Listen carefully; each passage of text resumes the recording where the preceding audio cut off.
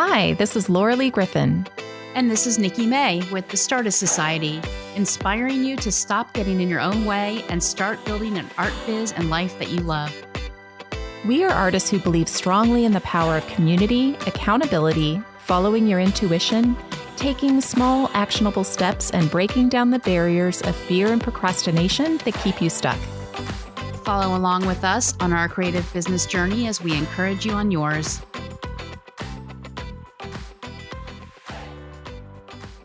Last week, we introduced you to Larry Pyle, a prolific kiln-formed glass artist who has displayed and sold his artwork in over 250 art festivals. Today, Larry's back to share his 6 best tips on getting started with art festivals with you. Larry, welcome back to the Startist Society. We're happy to have you back. And I'm glad to be here, Nikki and Laura. Thank you. All right, we know you have such a wealth of knowledge to share with us, so why don't you give us your first tip? Okay, the first tip is evaluate your work. I think that you should look at, is it high quality? Is it significantly different from other people at a show? And does it stand out? If somebody walks along the street and sees a piece of work that's yours, do they sort of know it's yours? Because if there's nothing unique about it, it's going to hurt you. So evaluate your work. The self-evaluation is important.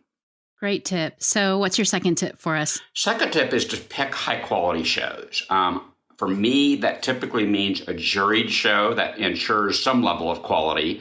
You want a show that's well-publicized. You want a show that's well-trafficked. So I look at numbers. If they say, oh, we had, 1,000 people come to our show for 2 days, it's not a very good show. I want to make sure there's lots of people because I'm there to promote my work and to promote myself. And if nobody's there, they won't see me. I think I look at repeat shows. So a show that's been going on for 2 or 3 or 5 or 10 years is much more attractive than a first-time show. That's risky. Not a bad thing, but certainly a risk. I think it's important to ask other artists what are the good shows and get them to define what a good show is. If they say, oh, I made my booth fee. Not a good show. So ask them to define what are good shows. If you can, walk the show first, get some press about that show. So pick a good show that's appropriate for your work, for your price point, for your level as an artist.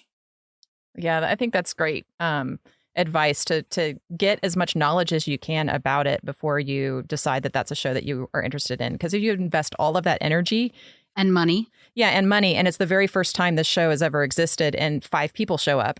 And then that was possibly a waste of your time. Yeah. And that's not necessarily a death knell. I did a first-time show in November in Fort Worth. And I will definitely try it again. It was a first-time show. It wasn't as great as I would like it to be. But the promoter was nice and kind. The venue was really nice. The people that did show up purchased work. It was in the Arts District in Fort Worth, so the location was good. It had all the markings of a good show. And hopefully next year they'll have more experience and more people will know about it, so it could turn into a great show. All right, so what's your third tip for us? I think this is one that will surprise artists. Take responsibility for promoting yourself, both before, during, and after the show. I think you work on a mailing list. And if you're starting out, that means you start with one name. I think post Instagram, Facebook, TikTok, whatever social media you like. And I urge you to try all 7 or 8 or however many there are.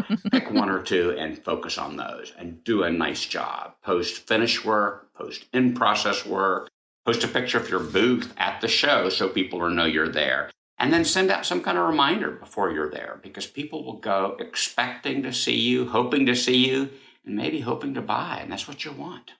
And do you find that one particular platform brings you the most people and business your way? Probably because I spend most of my energy on Facebook. That works for me, Laura. Certainly my mailing list is good. It's probably second behind Instagram because Instagram is purely visual and you don't get to give a lot of information other than visual information. It's helpful, but it's number 3 for me. Right. Okay, what's your fourth tip for us? We spend a lot of time on art, but we don't think about our booth or our display being another form of art, and it's as important as your work. To me, that means spacious, not overcrowded, well lit, and just have it being inviting so people want to come in, want to look at the work, make sure everything's priced. Just think of your booth as another piece of your art. So many times we focus on the art and not think about the booth, and that's important at an art festival. Think about it as a mini art gallery, not just, a table outside. Think of the whole experience. Agree. All right. So what is your fifth tip for us?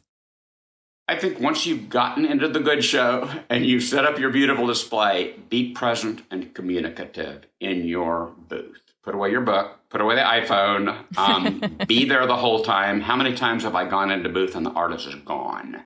Have a price on everything. I like to greet every customer when they enter the booth or even when they look in from the aisle.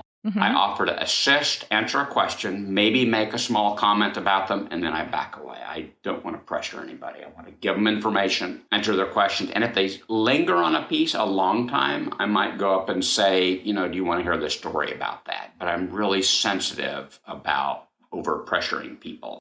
And then if two people enter your booth, one of them is going to be more interested than the other. And if you don't engage the person that's uninterested or less interested, they're going to walk away and their friend's going to go with them. And you don't want to have that happen. So engage at least both people, if not that less interested person, because they're your key to keeping your really interested person in front of your work. Yeah, that's really good advice. And also it is hard for some people. I know personally, if somebody's showing interest, I don't want to be too salesy. And so I'm nervous about going up and what do I say to them? And are they going to feel pressured and walk off, immediately from that? And there's probably that fine line between, being communicative and touching base with them and then just walking away and saying, okay, you can make your own decision. I have a cool sign in my booth. It says, please touch the work. And if you think about it, every art show you're at, you see, don't touch, don't touch, don't touch, don't photograph, don't photograph, don't photograph. And sometimes I'll tell somebody that walks in the booth, please feel free to touch the work. Everybody reads that sign as don't touch, but it doesn't say that. That's my job as the artist. If I can answer any more questions, happy to do so. So I give them some humor, some information, differentiate myself, and I greeted them and I back off. So, but don't pick it up because you might pick up the whole pedestal. This is true. They'll pick it up in the piece of glass. Does this permanently attach? No, it doesn't. And that gives me another opportunity to engage it because then I engage the museum gel and say, feel this, how soft it is and how smooth it is. And look at it just opens up a conversation. Pedestal not included. Well, and that's one of the benefits of being a glass artist because glass also cleans up really nicely. You wouldn't necessarily do that on a watercolor painting, or something that if it was exposed to the elements. But if it's something that's like glass, then it should be something that's tangible. I actually went into a gallery once that had that written on this fine art gallery. You can touch any of, and they were paintings. So it was like, you can touch any painting here. And I thought that was such a cool experience that they were having. And the gallery was going gangbusters too. They were doing really well. So when I first saw a Van Gogh painting in person, I really wanted to lick it. Yeah. I didn't see a sign that said, please lick the art. Please don't lick. But it looked like it was so thick and textural. It looked like icing. I just wanted to lick it. Yeah. Well, think about it. Why should we limit our experience in an art booth or an art gallery to just visual? Why can't we go tactile? Yeah, as long as it's not something that's going to be damaged, why not? Right. Yeah. So before we ask for your final tip, I have one question that fits in this category about how you treat people when they walk in the booth and what you're doing. What's your opinion about sometimes people will be working on their art in theirs, like making whatever it is they make. What's your opinion about that? They say, I could make that. I said, yeah, but you didn't. No. I mean, when the artist is... I had to make you laugh. Yes. I think that you'll get people who want to take pictures of your work. And by the way, I don't care. Take all the pictures you want. Because if you have the skills to recreate what I do, go for it. By the time you've done that, I'll have moved on. So I don't have any problem with people taking pictures of work.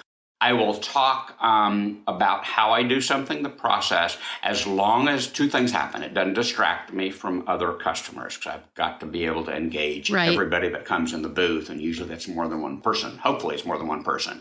The other thing is there are some things that I'm not ready to talk about. Either it's still evolving or I want to keep it to myself a little bit until I sort of get the most I want out of it. And then I'll talk about it. So there's outside of those, I love sharing what I do. That answer your question, Nikki? You said they're working on their Not art. exactly. I was asking about artists who, while in their booth, are working on their own thing. So if I'm selling jewelry and I'm at a table making another piece of jewelry. I have a story. Tell us. When I was a stained glass artist, I used to try to make stained glass panels in my booth. I would copper foil them and be soldering there. And I realized after a couple of years of doing that, that was my introvert way of avoiding engaging with people.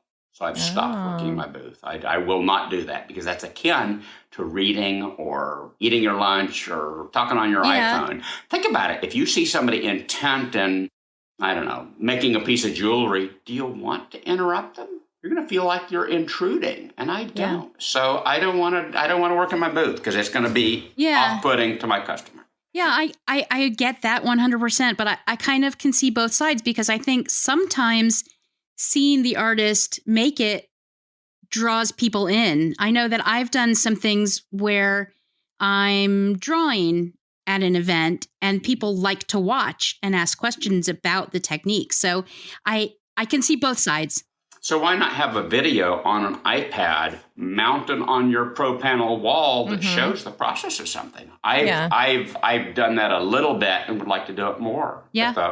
I was in an art festival where they had a big iPad on a stand with 2 or 3 videos. You could click one and watch it. Talking about keeping your customer in the booth a long time and engaging them, it's the ultimate. So I think it's really helpful. The more patron understands about how you create your work, what your challenge is, what makes your work unique.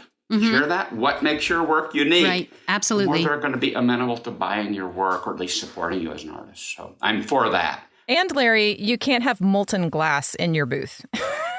Well, it is a little challenging, isn't it? I can't ever say I tried that once, Laura. All right. So what's your final tip for us today, Larry? I think doing an art show, if you're going to do these, it's a long-term endeavor. It's not a one and done. So I think of this as something, in fact, when I do a new show, I commit to doing it 3 times. First time people are going to be surprised to see me there. They don't expect that, except for the small number of people that I have on my mailing list. They don't expect me there. So they're going to be surprised. Maybe they buy something, maybe they don't. The next year, they're going to sort of not be surprised. Maybe they expect me to be there, but, it was a one and done last year. So they do that the second year. But the third year, they're coming expecting and maybe even hoping that you'll be there and hoping to buy something. Maybe they've even targeted something they want to buy or a style they want to buy. And so that third year is sort of the sweet spot.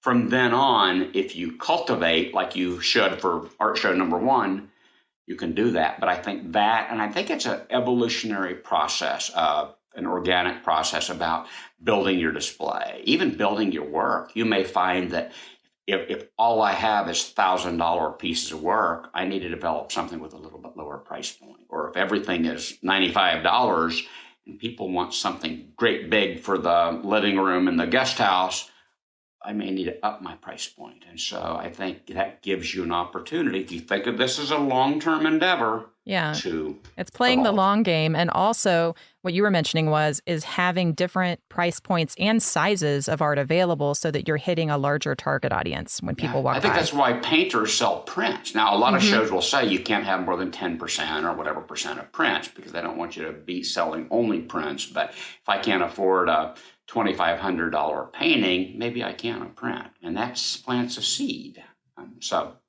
Multiple price points. Yeah, that idea of playing the long game and committing to it can really apply to anything. There's a lot of things that we try once or twice, and they're not huge instant successes. So we think that's not going to work for us. I don't want to do that. I quit. But it's that momentum that you get and experimenting and changing and learning and getting better and better each time. So that's great advice for art festivals or any kind of promotion you do. Don't just try it one time. Keep going. Larry, you've done 250 of these, and I'm sure they were not all, the best shows in the world for you where you made the most money. There had to be a few in there that were challenging. There were some dogs, but I have a story for you. I was at the Fort Worth Art and Jazz Festival when it was happening. I was 3 booths down from what I think was a new painter. He had a little pop-up tent, an inexpensive festival tent. He had canvases, nothing framed, no fancy display, just canvases on the cement sidewalk. But he was invested in being a painter. He had paint-stained jeans. He was painting in his booth. And I got to tell you, his work wasn't very good. And it wasn't selling. And so over the Friday, Saturday, and Sunday festival, you could see the frustration growing. And in my fantasy, somebody told him, oh, your work is great, or you ought to go sell your work, or whatever. But anyway, there he was, frustration growing. So Saturday night, we closed up amid art and jazz, came back Sunday, and he didn't show up. And I later learned he abandoned his booth with paintings inside, just walked away. Oh, that's sad. That tells me, it's tragic, but it tells me he had the expectations of being successful, making money the first time out. And that's just not realistic. So this is a long game, and you gotta take your licks, develop your thick skin, and evolve. It's organic. I really believe that. So this is not for the faint of heart. Think of it as a long game. For sure. Larry, thanks so much for coming back and sharing all of your knowledge with us. Yeah, thank you so much for coming back. This has been really, really educational. To get a downloadable PDF with Larry's Art Festival tips and tricks, visit startistsociety.com/artfestivaltips. Thanks for listening, and we'll see you next time.